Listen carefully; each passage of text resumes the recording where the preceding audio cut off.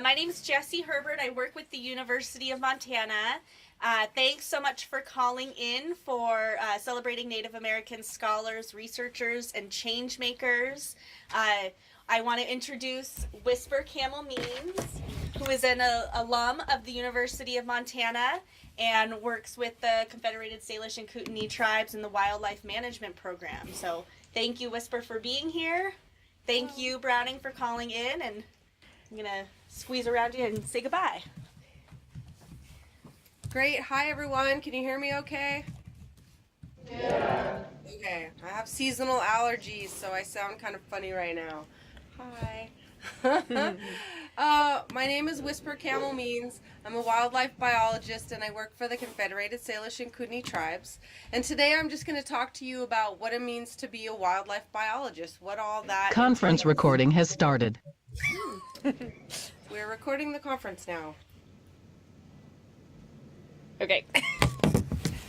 So I'm going to say, what does a wildlife biologist do? Wildlife biologists are scientists who study animals to understand how they interact with other animals in their habitat. They may also manipulate wildlife populations and their habitats, for instance, by planting food sources, in an effort to conserve these valuable resources. The job of a wildlife biologist involves a variety of outdoor activities such as observing, capturing and measuring animals, or measuring and manipulating habitats. An equally important part of the job involves developing management plans, collecting and analyzing data, documenting activities, and communicating with other professionals and the public. Private landowners occasionally hire wildlife biologists, but most are employed by federal, state, wildlife and fish agencies, some nonprofits, tribes, and private industry. I have to throw this picture of this crazy raccoon in here because a lot of what we do deals with wildlife and human conflicts. We all live in this big area, but a lot of times people like to build their houses in places that are really attractive to wildlife. And some animals, like the raccoon, are uniquely adapted to living around people and getting into mischief. And the more you get animals around people, the more problems you can get. Does anybody know what kind of animal this is? Porcupine, that's right. We don't see as many porcupine these days. They actually live in trees. If you've seen porcupines, they eat the bark of trees, and they can often be seen up in a tree. In tribal cultures, I know here we do porcupine quill work, and whenever somebody sees a dead porcupine on the road, somebody's rushing out there to pick that thing up so they can get the quills out of it. And we also deal with sensitive species. Anybody know what this is?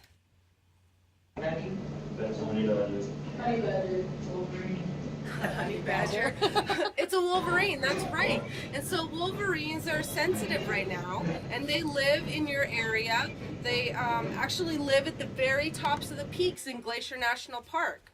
And because of global climate change and the warming and the melting of those glaciers up there, these species that are super adapted to living in the cold are starting to be at risk, and we're not going to have as many because they're not going to be able to live in those really cold temperatures. They can stay warm in really cold places.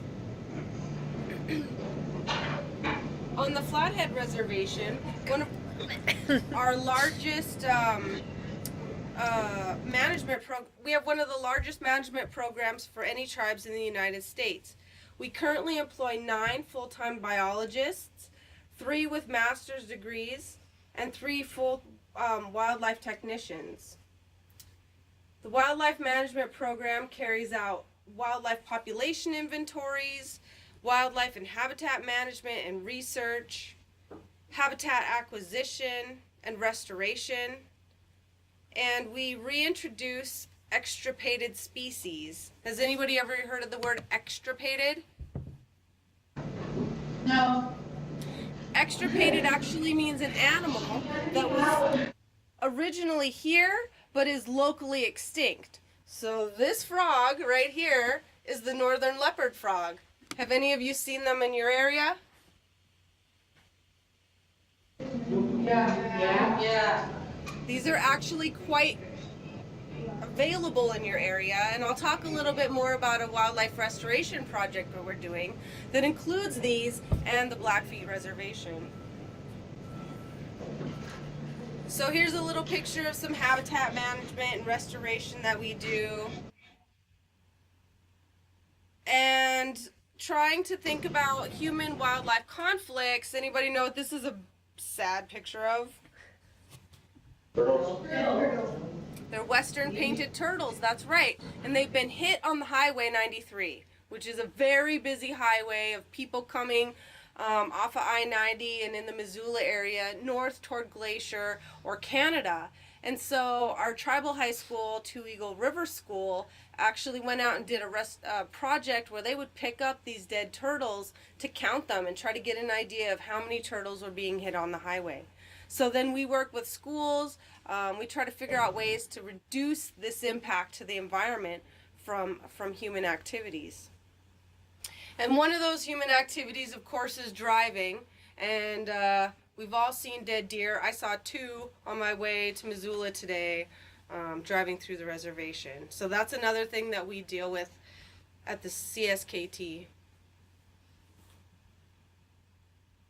So our reservation is 1.25 million acres. It's home to the Bitterroot Salish, the Pend Oreille, and the Kootenai people. Everything that you see in this picture is managed almost solely by the Flathead Nation. So there are a mix of state and federal properties within the reservation, but for the most part, our jurisdiction is only within the interior boundaries of the Flathead Reservation. We have a mix of land cover types. We have the Mission Mountains on the east side of the reservation. We have prairie pothole regions that were created by the glaciers that moved through our valley and created all these little potholes here. This is Kicking Horse Reservoir. I'm getting used to this. And this is Nine Pipes Reservoir. And you can even see some of those potholes inside of the Nine Pipes area. A lot of those ponds are regenerated by groundwater. So some of them fill up because of rainwater or runoff, but some of them are regenerated underground. We have a lot of wetlands. A lot of the reservation has to do with murky, mucky areas that are really productive for waterfowl, those western painted turtles, other amphibians and reptiles, but a lot of different wildlife species live around them. We also have the southern half of Flathead Lake that tapers down into the Flathead River. And the CSKT was one of the first tribes to develop an actual protected area on the reservation for wildlife and people. And so the Mission Mountains are actually a wilderness area where a lot of different activities can't take place. Like you can't clear cut in the Missions, you can't build resorts up there, you can't really even build houses except for in a little bitty part. And so the Flathead River tapers down into the Salish, Kasanka, and Kalispé Dam, which is a newly acquired dam for the tribes. And this is important because the Flathead Reservation had sued the prior owner of this dam, and we had actually got money to restore a lot of our habitats below the dam. So everything down here was changed once they dammed up that part of the river. It used to be a large rock cascading fall, so it was kind of a waterfall before, but once you stop that water like that, then there's a lot of different impacts downriver. So the Flathead River flows through the whole western part of the reservation. We have some kind of arid areas, which means they're drier. Different animals live in wetlands than do in really dry grasslands. This is kind of a nice little map that kind of shows all the tribes in Montana and where our reservations are today versus where our territories were in the past. So everybody's territory was shrunk down into a smaller part of protected land. So on the Blackfeet Reservation, you have game wardens that manage your area, and different people, I think mostly that manage water and water issues just on your reservation. The 1855 Hellgate Treaty, which isn't super interesting but it's really significant to us, is that it created the boundary of the Flathead Reservation.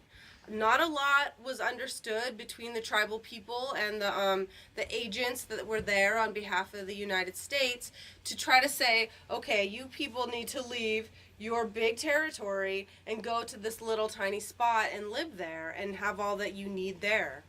And so people weren't excited to be restricted to an area, but the language in that treaty has significance for things that we do today. That was ratified in 1855. So when I was researching, I looked at the different treaties that the different tribes in Montana have. So in 1855, Isaac Stevens, who was the Indian agent in the territory, negotiated the Hellgate Treaty, which created the Flathead Indian Reservation, and he also negotiated the Fort Benton Treaty, which created the Blackfeet Reservation.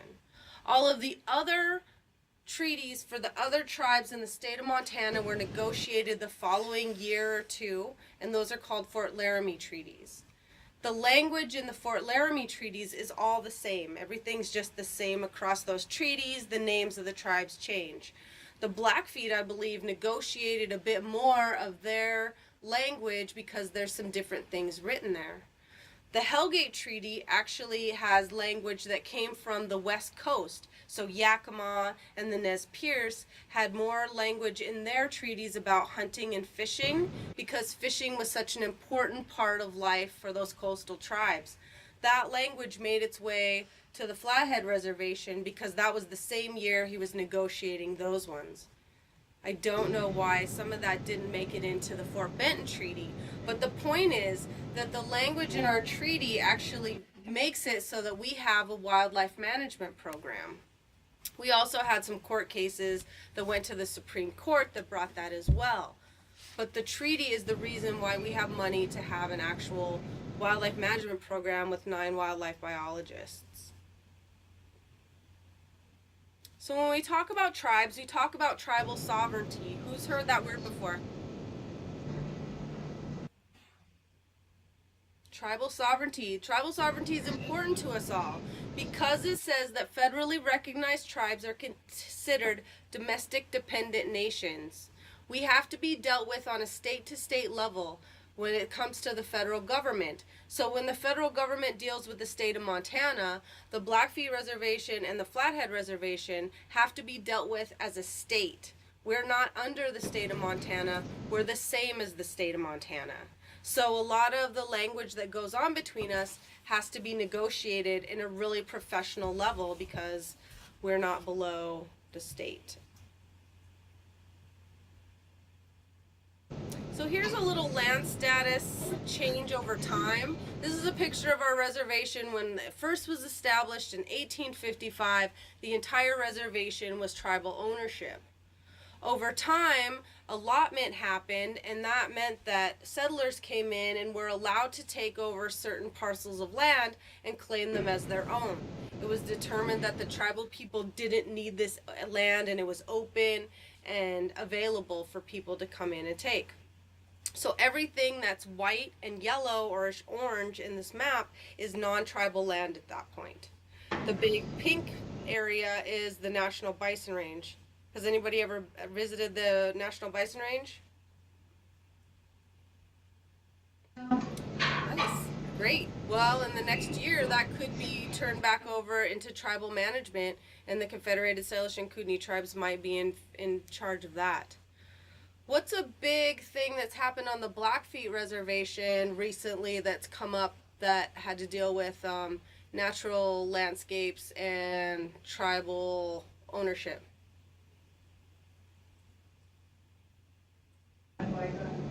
Land what? Land buyback. Land buyback. Also, the Badger 2 medicine and your gas and oil leases were canceled. where non-tribal companies were able to come in and buy up those leases on areas where the Blackfeet people felt they were sacred and shouldn't be disturbed. And the tribes put together a big front and were able to push federal lawmakers into canceling those leases. That's a big win for your tribe. You should ask somebody about that. So over time, the tribes have made programs like the land buyback program to try to buy back land on the reservation. This is the 2015 land status map, and as of today, 63% of the land within the reservation is tribal ownership.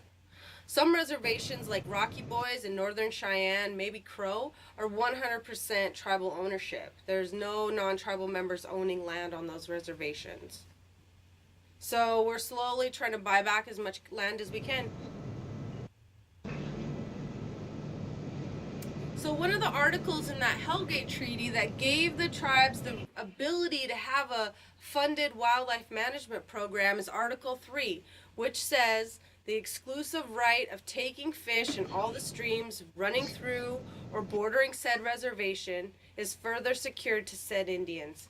Also the right of taking fish in all usual and accustomed places. That means we can leave the reservation and fish in pretty much the whole state of Montana without having to buy a state permit from Montana Fish, Wildlife, and Parks. Our tribal card is enough of a permit to go hunt or fish off the reservation. And that goes for hunting and gathering as well.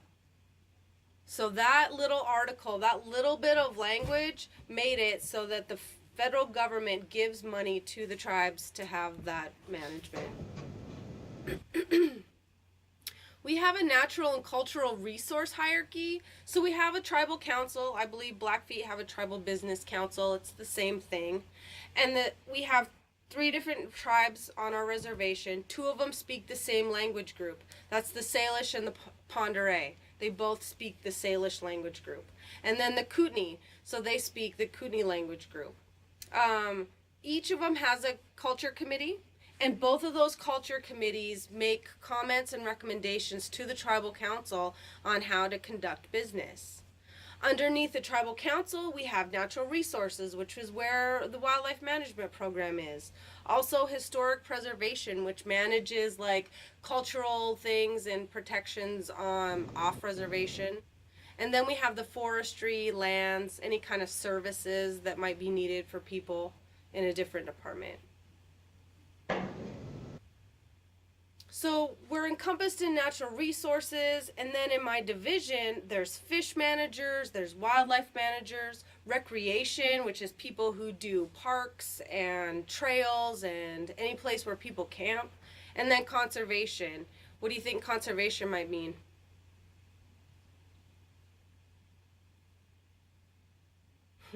It's game wardens. They're the people who drive around and make sure that people are doing the right thing on the landscape. And then the wildlife management program. And so we have different wild and protected areas on the reservation. We have tribal, state, and federal trust properties. And so this green part, challenge. This green part here is the protected Mission Mountain Wilderness. This piece right here is a grizzly bear conservation area where there are seasonal closures so that people don't go up and run into a grizzly bear, and then we have to go there and try to get rid of the grizzly bear or do something because somebody was in the wrong place at the wrong time. We have these protected areas. This is Little Money and Ferry Basin for elk and bighorn sheep. Those are protected areas where cattle can't graze and where people can actually go and find those animals to hunt, but they're through a lottery system. We have the bison range again. This is a federal protected area. These areas around Nine Pipes are federal and state. The little brown ones are mitigation properties where the wildlife management program's been buying up property and restoring them for animal uses. The pink areas on the map are cultural sites where only tribal members are allowed to go into those areas. So I'm curious a little bit. Browning, Whisper's been talking a little bit about some of the things on the Flathead Reservation. Can you think of similar areas on the Blackfeet Reservation that either you use or you've visited before that are similar to the ones that Whisper's talking about here? What are some of those places? Glacier National Park. I mentioned one earlier. Yeah. That's right. That's right. And I believe you guys have a tribal campground in the glacier area too. Isn't that just for tribal members? Big Wetlands. Yep, I believe so. So each tribe tries to manage and protect their own lands. And you know, one big thing that the Blackfeet tribe has done recently is for aquatic invasive species. So you guys may have seen the people parked on the side of the highway searching people's boats so that they don't bring the quagga mussel or the zebra mussel into your waters. Because once those little tiny shells, those little tiny mussels that just are so minute, you can barely see them. Sometimes they have to use sniffer dogs to even find them. They hide out in the motor of a boat or under some little tiny crack or something, and they get introduced into your waters. They completely take over and change your water quality. So the Blackfeet tribe is a leader in aquatic invasive species, or AIS, protection. You guys are doing a really awesome job in that. Do any of you have parents or relatives that work as wildlife biologists or in the conservation field? No. I see a hand in the background. What do they do? She manages leases for the tribal grounds. Great. Yep. Managing lands is a huge part. And also, just out of curiosity, earlier you were talking a little bit about human-wildlife conflict, and I know that we see a lot of that on the Flathead Indian Reservation and down in Missoula too, where we are right now. How about up near Browning? Do you have a lot of wildlife-human conflict? What might be an example of that?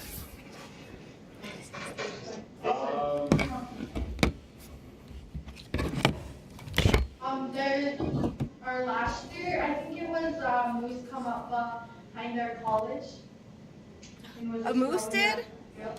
Yeah. Oh, and That's a bear. human-wildlife conflict. What about grizzly bears? Yeah.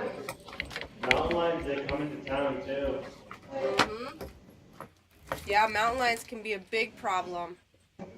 About road kills. Do you guys see a lot of animals killed on the side of your roads? Horses, dogs, cows.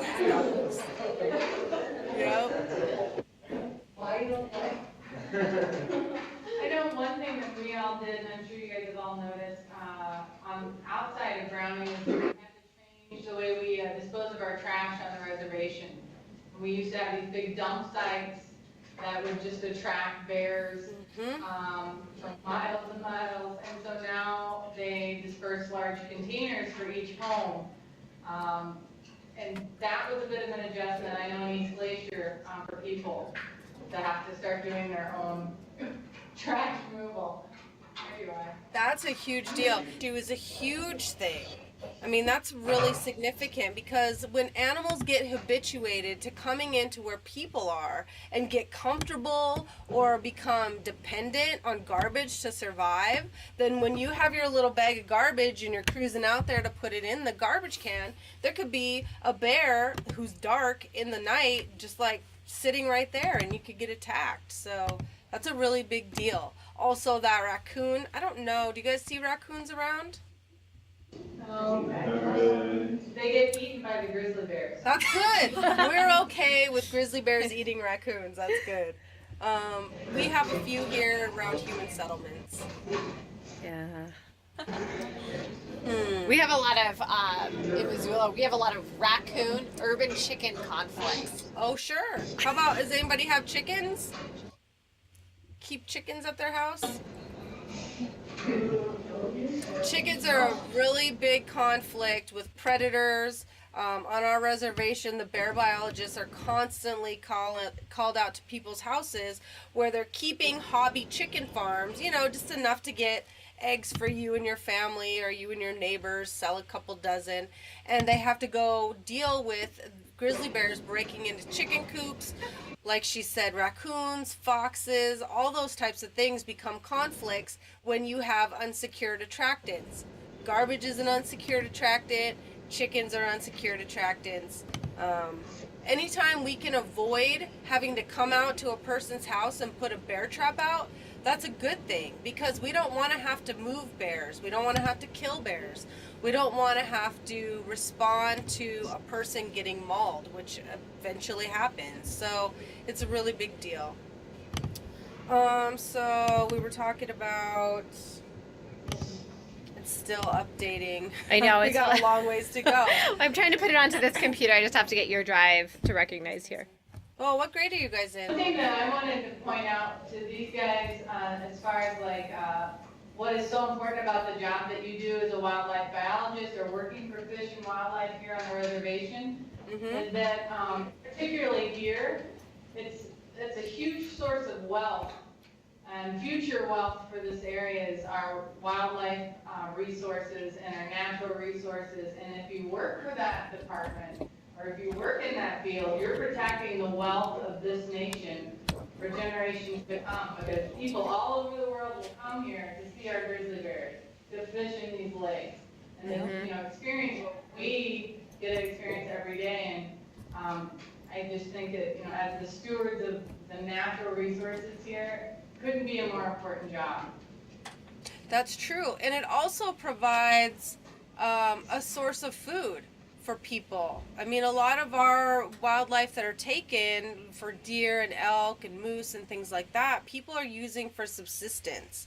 Being able to rely on your own area for your own food is a really big deal, and being able to protect that for all of us, for future generations, is a big part of managing wildlife on Indian reservations. And so some of the things that differ between how the state of Montana manages lands, how the federal government manages lands, and how the tribes manage lands is that the state is generally managing their wildlife lands for consumers, for people who have duck stamps or are hunters. All of the money that they get to protect land comes from selling permits to take animals, comes from taxes on buying guns, taxes on buying outdoor equipment. They are heavily influenced by whatever legislature in the state of Montana is in power. So if the legislature is leaning toward conservation and wants to protect wildlife, then maybe the state of Montana gets more money to do that. If they're more on the lines of commerce or not so much on protecting wildlife, they don't have as much money. So their management of animals and resources is really dependent upon political pressures and people buying permits. The federal government is more of like an overall protection. They are the ones who put into place the Endangered Species Act, different types of protection for wildlife so that they don't become extinct. Those types of things is what the federal government deals with. And I think I have a slide on this. Very cool. And then tribes are generally protecting for our people and for future generations and for sustainability on the reservation. So our political pressure is our values and our customs and our culture. Those are the things that we need to manage for. We're managing for people in the future and to have that food on the landscape and to have diversity of species. So we get money from writing grants, from management, from money from the federal government. I take this back. Well, it's not connected to this guy, so we'll just use. We'll be using this one. I think we're right here. We are differences Look at that! in Hooray! management. Sorry about that, everybody. Can you see the screen? This says differences in management. No. No. Just a second. We'll give it a second. It has to think. Still the green screen. Did any of you guys No, you have noticed. questions for her while we're waiting? Any questions about her degree, how she got into her field? How long did you go to college for? I was actually in college for a while, mostly because, and I have some slides on this a little later, but a lot of that was because when I was a high school student, I was really into the social aspects of high school more than the academic aspects of high school. And so when I graduated okay. I wasn't the top of my class, I was kind of in the middle, and I had to decide what I was going to do. And I kind of just did some labor jobs and did some things for a while and thought, do I want to work inside? Do I want to work outside? And I decided I wanted to work outside. Yeah, I have a question. Let me see. How long did it take you to get this? So it took I have multiple degrees. So when I very first started college, I went to Salish Kootenai College because I wasn't the best high school student. So I needed to up my level of academic practice. I needed to get better at math. I needed to get better at writing. So I went to SKC, which is a tribal college, as kind of like an extension of high school to get myself in a better place so that I could be a better student. I went to school at SKC for 3 years, and then I transferred to the University of Montana, where I got a wildlife biology bachelor's degree. That took another 3 years. So that's 6 years for undergraduate. And then I had an opportunity to attend a graduate degree program at Montana State University. So in the end, I have a master's degree in fish and wildlife management, which took another 3 years to complete. So altogether, 9 years. Almost a professional student, not quite.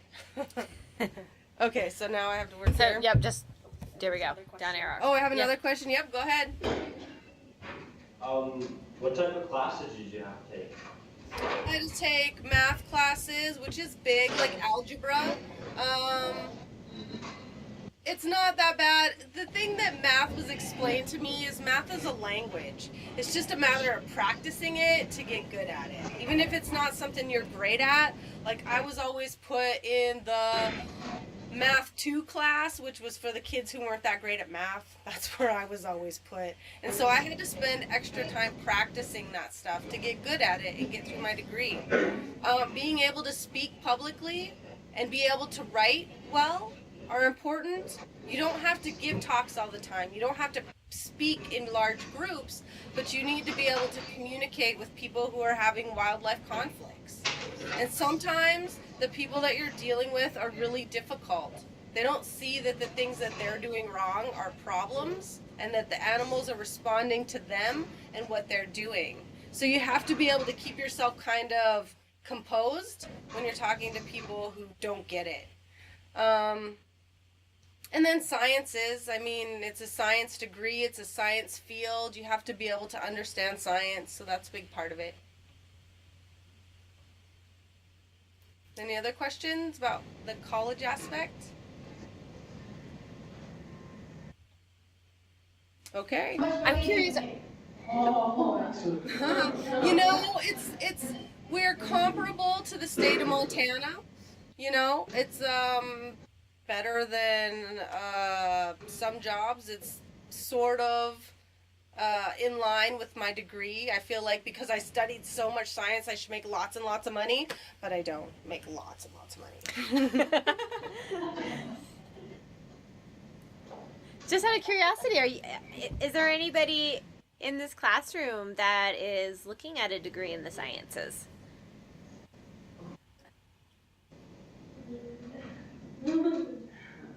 Maybe you haven't decided yet. What grade did we say this was? 9. Yeah, they're all Ninth grade? Nice. Great. Yeah. That's a place to start. Do you guys have the science fair at your school? No, not anymore. They haven't done science fair in a lot of years. That would be a really good thing to start back up. Yeah, No Child Left Behind took the sciences out and put in more hours of reading and math with these guys. We don't have it here either. but we're trying to start getting it back as part of what people are doing on the reservation, because it's still a thing. There's still kids out there that are doing little science experiments at home and then going out and presenting those in public. So as freshmen, just start thinking about fun science classes. I was always in like photography and those kind of media classes. That's important too. You need to be able to record what you're seeing in the field to other people, to get their support, to protect animals, but to tell people what you're learning. Game wardens is another big thing that we need. If you're at all thinking about like law enforcement, to get a degree in wildlife and then go to the law academy, you could be a game warden on the reservation, on probably any of the reservations in the state, because I think we all have game warden positions, or for the federal government or the state government. Game wardens are a big deal. I think there's like one of the only women game wardens in the state of Montana is from your reservation. Kim Kuka, I think. Yeah, and she's on TV. Okay, we'll go through a couple more things. So this is just history of wildlife management on the reservation. Our treaty and just keeping into protecting land. So how are we going to do this? Am I going to reach way over here? Here, if you just let me know, I'll okay. I'll do this here. Click. If you just click, if you pretend to click, I will Okay. know. And so for our wildlife management, we're trying to protect, enhance, and manage terrestrial wildlife species and habitats for future generations. We kind of already talked about this. You can go next slide. So here's some of the things that we do for my job. We do aerial surveys. So people get to ride around in helicopters or small airplanes and count animals from the sky. It's important because things like elk and bighorn sheep, sometimes grizzly bears, waterfowl, different things you can't just see driving around on the landscape. You need to get up above everything and be able to see. Next. This is a sow grizzly bear and 2 cubs. We have an area in the Mission Mountains where they eat army cutworm moths every year. And so we can go up to that site and fly over and count how many female grizzlies are in that area to try to get a population count for the reservation. We also track bears with GPS collars. We target females because they're the ones that are reproducing and making more grizzly bears, right? So those are the ones that we're really interested in knowing where they are, because if they're reproducing successfully, our populations are increasing. Oh, here's a nice picture of a collar, and it turns out they have a collar here in the studio. So this is the GPS unit. You can also see it in this picture right down here. So those guys are fitting these collars so that it can expand whatever size of the neck is of that grizzly bear. And these things are generally programmed to fall off. They have like a spring timer inside, like a spring, like it bounces off, to unlatch at a certain time. So we're not expecting a grizzly bear to wear this for its entire life. We want it to just wear it for a season or a year. Sometimes they are... the information goes to satellites and we can go there and get the information off a website. Sometimes we have to hike into the mountains and find this actual collar and pick it up and send it in, and the data inside is downloaded by a company. So this is pretty cool that we have one of those in the office. Oh. You have any use for this? Sure, we can also look at this very large grizzly bear track that she also has it. Home of the Montana Grizzlies. Of course we have grizzly bear information. Grizzly bear paws are really big. Like if you have ever had the misfortune of getting into the wrong place at the wrong time with the grizzly bear, they're really significant sized animals. Here's a black bear to show contrast. Keep yourself aware. That's what we're looking at in some difference. Black bear, grizzly bear tracks. You can see that the claws on the grizzly are a lot longer than that of the the black bear. Why do you think they might need such long claws on the grizzly? To dig. Because what? To dig. Yep, to dig. And climb trees. Grizzly bears don't climb trees as often as black bears do, actually. So maybe these smaller claws are better for climbing trees. Where these claws are good for tearing over rocks and picking up logs and trying to get insects. We think of bears as carnivores, which means they just eat meat, but they're not. They're omnivores. And a lot of their diet is plants and berries and insects. They're opportunistic a lot of times on meat choices, and so it's usually something that's already dead. They come across it. Nice. Next. When we get animals in place, so we have to capture a bear to put a collar on it, right? So we have to tranquilize it and get it put to sleep so that we can move around it and not get attacked by the bear. This is a black bear, actually, not a grizzly bear in this picture, but we can't like capture bears and then work with them and have them die because we gave them too much medicine or we didn't take care of them while we were had them under sedation. So they get oxygen. We cover their eyes with that hat because their eyes will open, and if you're not blinking your eye, things can get into it and damage your eye. We don't want to put a $5,000 collar on a bear that's going to die in the next week because of what we did when we had it in our control. So we have to take very good care of them. When an animal, go ahead. When an animal is finished being worked and is waking up, we leave it in these big bear traps over here and make sure that it's fully awake before we even let it go. There was a story down by Yellowstone Park where some researchers had a bear that they just left to wake up on its own out in the wilderness, and a person happened upon it, and that bear woke up and killed that hiker because nobody knew what was going on with it. This is just a picture, and you can go to the next slide, of GPS points from one of those grizzly bears. And you can see this area up here is the Charlo. This is all the Flathead Reservation. This is Missoula down here. That bear in 2 weeks went all the way from the Flathead Reservation down past Drummond, Montana, and then looped back around and came back to the reservation. They're large-bodied animals. They can move around quite well. Was that a grizzly or a black That was a bear? grizzly bear. We only put collars on grizzlies. And when you look at this map, this is historical grizzly bear distribution. Grizzly bears weren't just meant to live up in caves and mountains. They're a plains species. Those big claws for turning over rocks and digging up insects makes them adapted to living in the plains. In your area, they've been moving out into the plains more often. People are seeing them over by Shelby and the Sweetgrass Hills because grizzly bears, without people around, would be living in grasslands.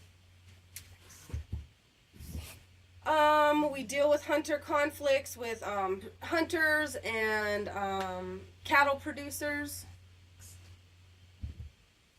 And of course people. When I show this at home, I have to make sure, because I don't know whose house it is. It's somebody that lives on the reservation. So when we talked about those those cans, garbage cans, we also work with a group that works on grizzly bear proof garbage cans, where we have garbages that lock themselves. So when you put your garbage out for the night, it's lockable and a grizzly can't come up and open that garbage can and get your garbage.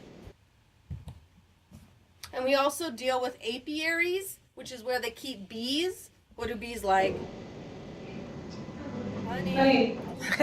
Exactly. So they're after these commercial operations. Electric fences are very good for bears.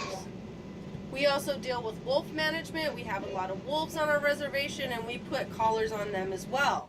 And again, you can see his foot's inflamed from that snare. We have to put antibiotics and give them shots of stuff so that they stay healthy, because we don't want this wolf to die. We need it to be useful for the study. And again, we wait till they wake up before we leave. Another thing we're doing is Highway 93 reconstruction, where we're putting wildlife crossing structures across the highway so that animals have a place to cross without getting hit on the road. So this is an overpass. This is a picture of an underpass, and this one specifically grizzly bears, deer, birds, everything small mammal uses this same structure. We have fencing and jump outs. Maybe push, let's see. So this is a little animation. We have these weird little fences next to the highway, and people are always like, what's this little fence? It's a jump out. And so an animal that's stuck on the roadside of the fence can come up to that, jump off the jump out, and run away into safety. It's just another picture of a... And then we have small ones for small mammals like those raccoons, and divided highways, and bridges. I mean, bridges are already there, so they just made them bigger so that wildlife could cross under. So we use cameras, motion sensing trail cameras, to go out and take pictures of animals where we don't have to actually be there in harm's way or deterring their movements, and we get cool photos. Does anybody use these for hunting? No. Yeah. We use them pretty well for wildlife. So we've got mountain lions, that's a coyote, elk, saw-whet owl. More coyote pictures, river otters, black bears use those structures. There's a grizzly bear. Another grizzly, look at those big claws. We know it's a grizzly because he has those huge claws. And another one. Those are like all my grizzly bear pictures. And of course deer, because that's what we're hitting with our cars most frequently. And as animals teach their young where to cross, they'll use these crossing structures. Bobcats, wild turkeys, we catch birds, beavers. What's that one? Badger. Badger. How about this one? It's otter, weasel. Weasel. It is. It's either a long-tailed or a short-tailed weasel. And those weasels turn white in the winter and are brown in the summer. So he has that little line on his back because he's winter. Okay, go ahead. And we also protect bats. Like, people don't think about bats, but bats eat insects. Bats are so good, and we need to protect them. We have a lot of mines on the reservation, so we have to protect where they're at. So we're almost out of time. We are. Do you guys have any final questions for Whisper before it's time to go? This nice little bat. Will he help with the Zika virus? Yeah, we're not really dealing, right? We hope the Zika virus doesn't get here.